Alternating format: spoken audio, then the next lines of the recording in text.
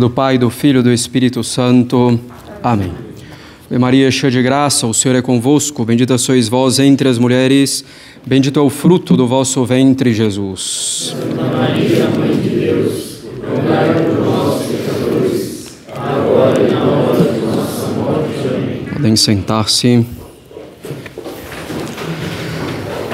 Antes de tudo, gostaria de manifestar a minha alegria de uma vez mais passar então em nosso apostolado no Instituto Bom Pastor em Curitiba, então como superior da América Latina, para visitar nosso caro Padre Tiago e também visitá-los a todos os fiéis. Então é para mim uma grande alegria, uma grande satisfação sempre estar aqui em Curitiba e no nosso apostolado. Caros católicos, estamos hoje nesse primeiro domingo do tempo litúrgico, domingo do Advento, tempo de preparação, como já sabemos muito bem, para o Natal de nosso Senhor Jesus Cristo. E a Igreja, com muita sabedoria, coloca o Evangelho de hoje igual ao Evangelho do último domingo, quer dizer, do último domingo do tempo litúrgico, que significa esse último domingo do tempo litúrgico, o final dos tempos. E agora, logo no início do ano litúrgico, nos coloca também o Evangelho do final dos tempos. Com sabedoria, dizíamos, a Igreja assim o faz, porque o fim é a última coisa que vai ocorrer. O fim, por assim dizer, é o último na execução, mas é a primeira coisa na intenção, na nossa inteligência. Nós somos inteiramente movidos pelo fim que buscamos. Então, nesse início do tempo litúrgico, a Igreja nos coloca o fim do mundo e, sobretudo, então, o juízo universal. Como sabemos, teremos o nosso juízo particular no instante da nossa morte, em que será decidido a nossa salvação eterna, a nossa condenação eterna. E temos o juízo final que ocorrerá no final dos tempos, no final do mundo. A Igreja, então, quer deixar sempre presente na nossa inteligência, na nossa intenção, que haverá o juízo, para que nós possamos, então, nos preparar devidamente para ele. Nós seremos efetivamente julgados e teremos, assim, a nossa eternidade decidida por nosso Senhor Jesus Cristo com toda a justiça. E esse Evangelho de hoje nos refere também, então, às duas vindas de nosso Senhor Jesus Cristo. E essa segunda vinda expressa no Evangelho é um alerta para recebermos bem nosso Senhor na sua primeira vinda. Na sua primeira vinda, que é uma vinda pela encarnação, pela redenção, pela sua paixão e morte na cruz, pela sua ressurreição e ascensão, uma vinda de misericórdia, uma vinda para nos tirar dos pecados, mostrando todo o seu amor por nós, mostrando-nos também a gravidade do nosso pecado com os seus sofrimentos.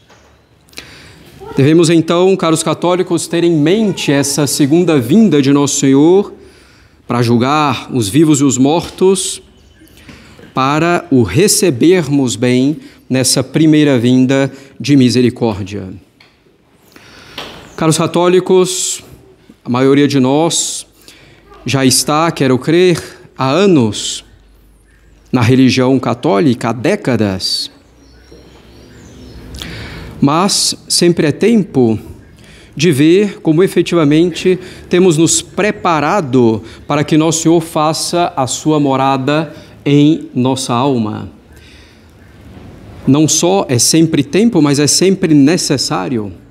E não só, evidentemente, nesse tempo do Advento, nessa preparação para o Natal do Senhor, mas a cada dia de nossa vida devemos considerar como está a nossa alma para que nosso Senhor venha até ela. E o primeiro passo para isso, caros católicos, é remover os obstáculos de nossa alma. Não adianta querermos progredir na união a nosso Senhor, dispor a nossa alma para que Ele habite aí cada vez mais plenamente, permaneça mais plenamente, se não removemos os obstáculos que impedem que Ele aí habite. E também isso, ainda que estejamos aqui há anos, há décadas, quem sabe, é preciso sempre considerarmos quais são os obstáculos na nossa alma, porque eles sempre existirão até o momento de nossa morte, maiores, menores, mais numerosos, menos numerosos, mais intensos, menos intensos, mas temos obstáculos para remover. Se consideramos que não, que já estamos avançados demais para considerar obstáculos que devemos remover, tirar de nossa alma, estamos no erro e na mentira, no orgulho, enfim. Caros católicos,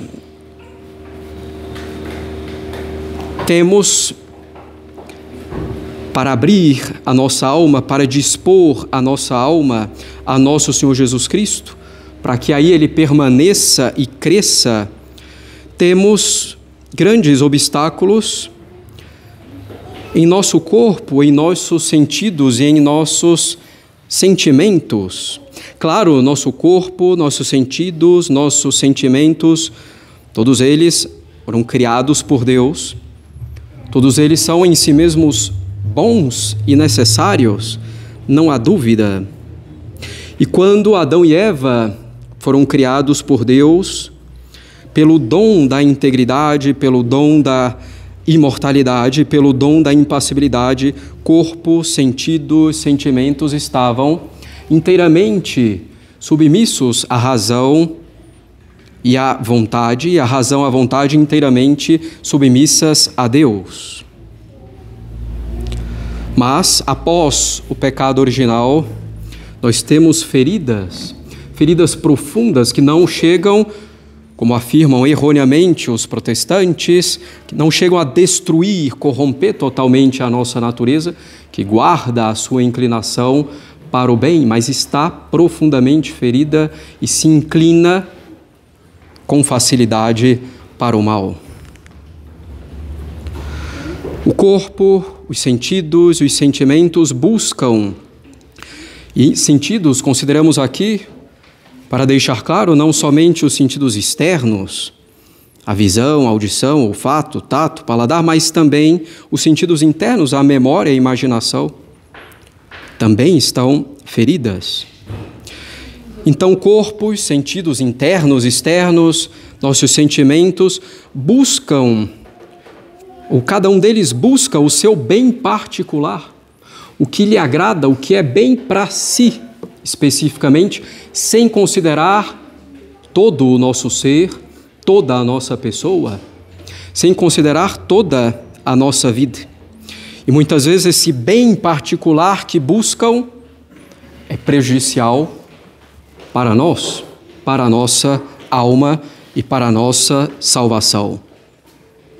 É preciso, então, como sempre nos ensinou a Igreja, que busquemos, por assim dizer, matar essas más inclinações.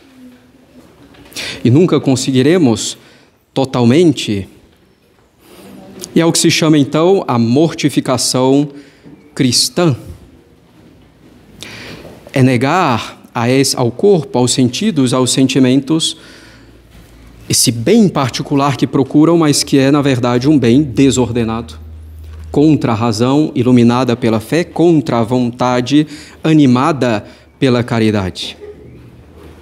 E essa mortificação cristã é que dará a verdadeira liberdade ao nosso corpo, sentidos e sentimentos, a liberdade então para se moverem no bem, ditado pela nossa reta razão, iluminada pela fé e pela nossa vontade, mais uma vez, inflamada, movida pela caridade.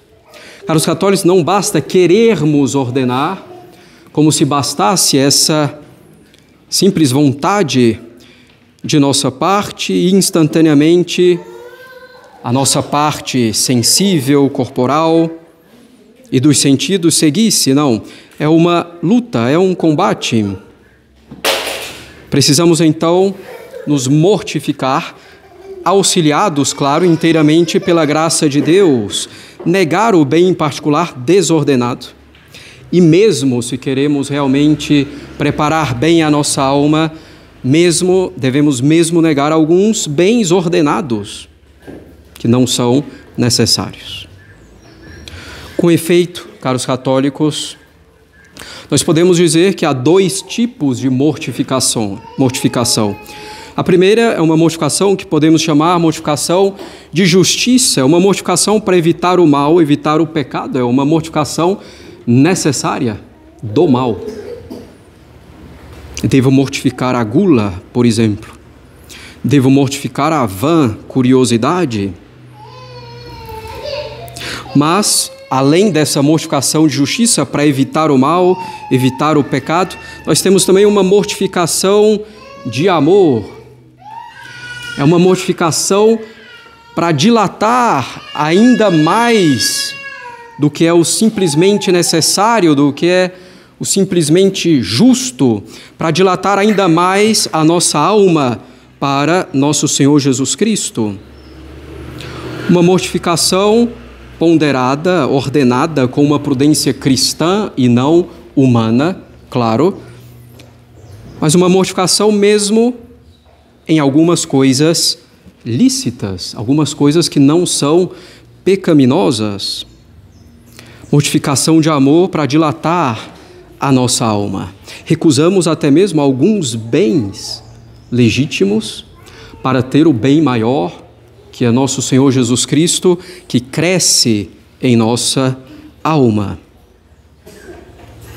Mortificação por amor a Deus e por amor a Deus, por amor também a nós mesmos.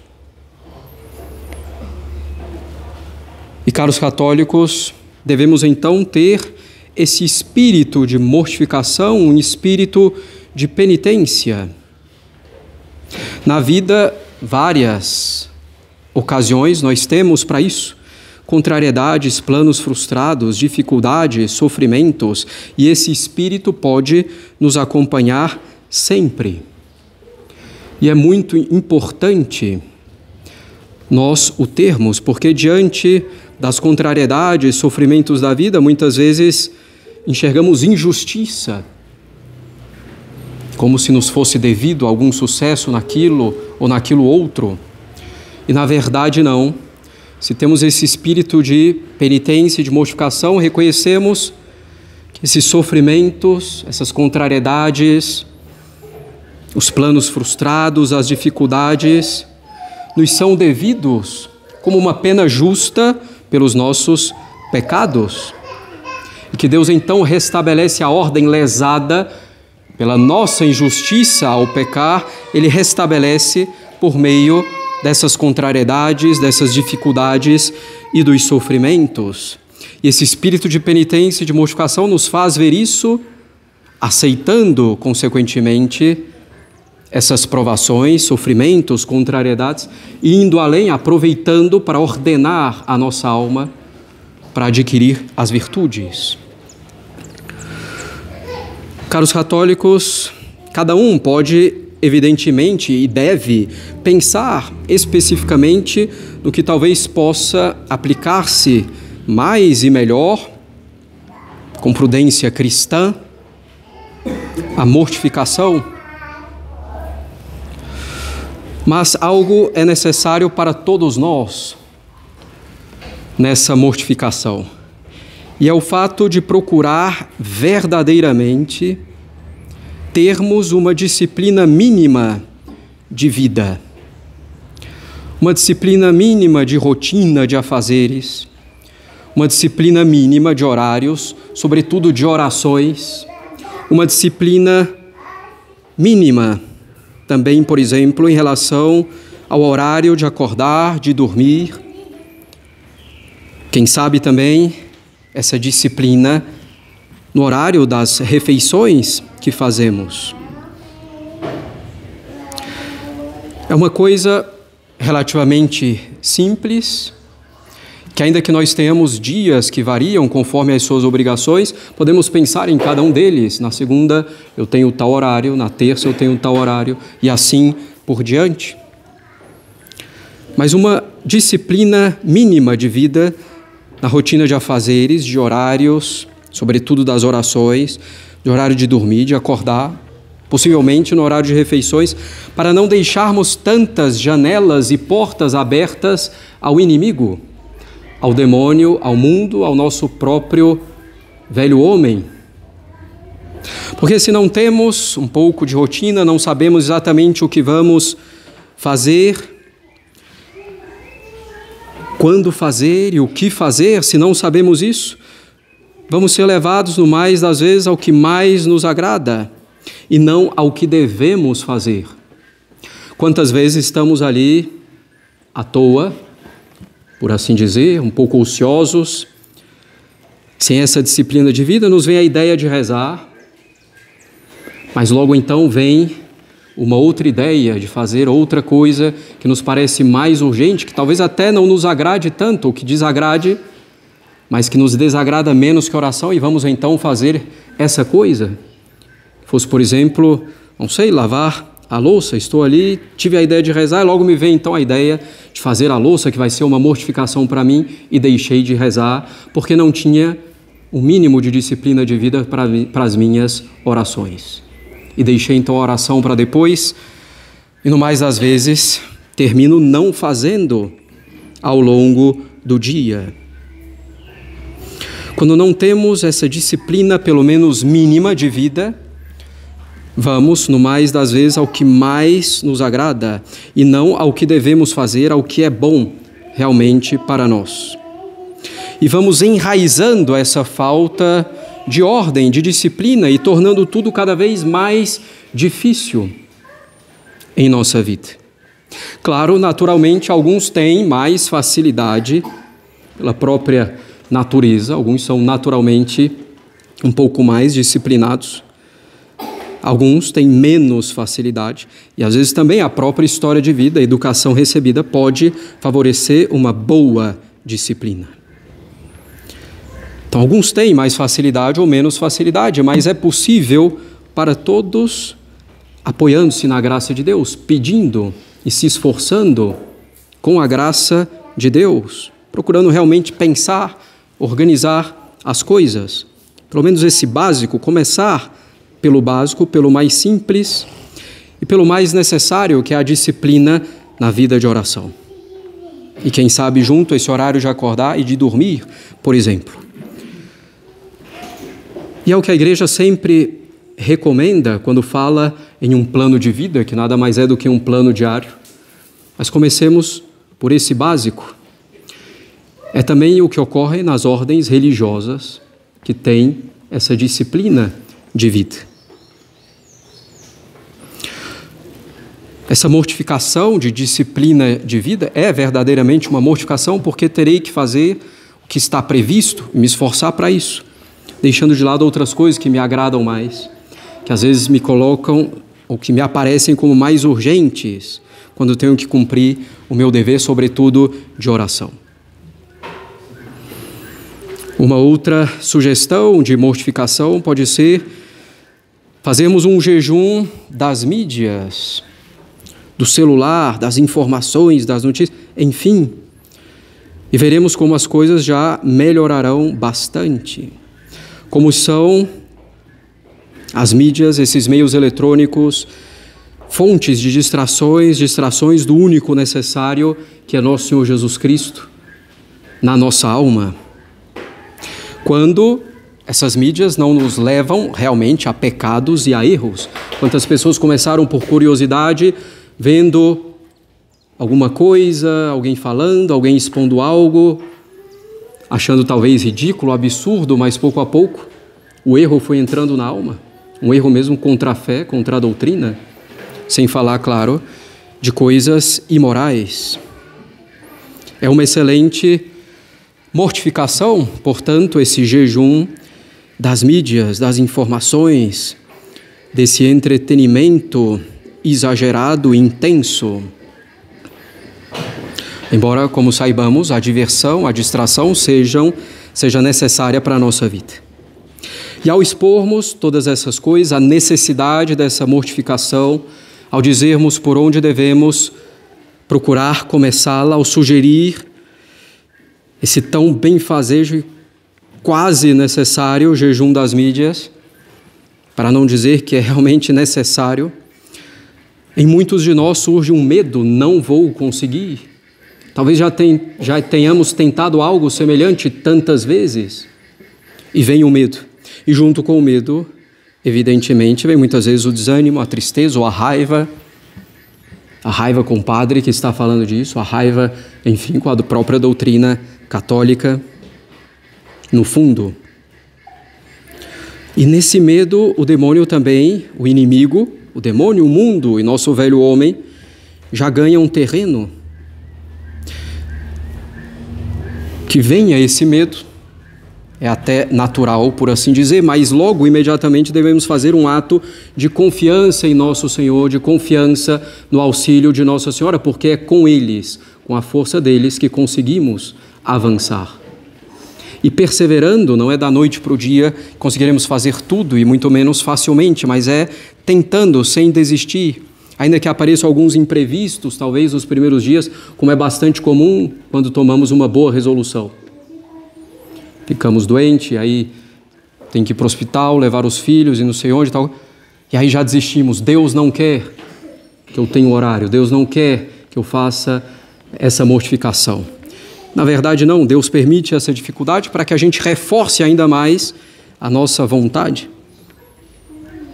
Claro, supondo que dispomos de tudo de uma maneira correta, boa, se necessário com o conselho do sacerdote.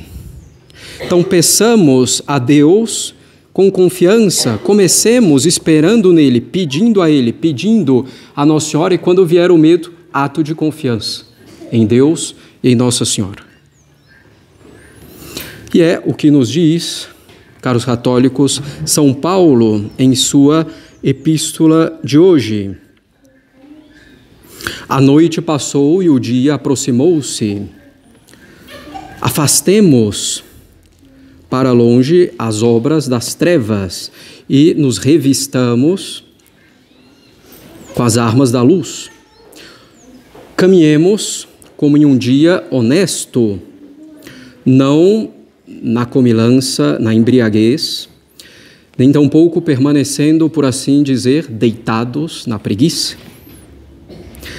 não na impureza, nem nas contendas, disputas, e nem na inveja uns para com os outros. Então, remover os obstáculos, remover essas desordens que estão na nossa alma, no nosso corpo, nos nossos sentidos, nos nossos sentimentos, para assim remover as desordens que estão também na nossa inteligência e na nossa vontade. Com a mortificação conseguimos ver, como diz a Santa Igreja, o prefácio da Quaresma, vamos conseguir ter uma visão mais clara das verdades sobrenaturais e uma vontade mais firme para perseverarmos nela. E para termos a força, então, para remover esses obstáculos pela mortificação, peçamos a Deus essa graça, peçamos insistentemente, comecemos com a ajuda dele, reagindo ao medo, ao desânimo, à tristeza ou à raiva que nos pode vir. E assim, então, daremos cada vez mais espaço a Nosso Senhor para que Ele cresça em nossa alma e nós mesmos diminuamos. abriremos espaço para essa primeira vinda de Nosso Senhor na nossa alma. Em nome do Pai, do Filho e do Espírito Santo. Amém.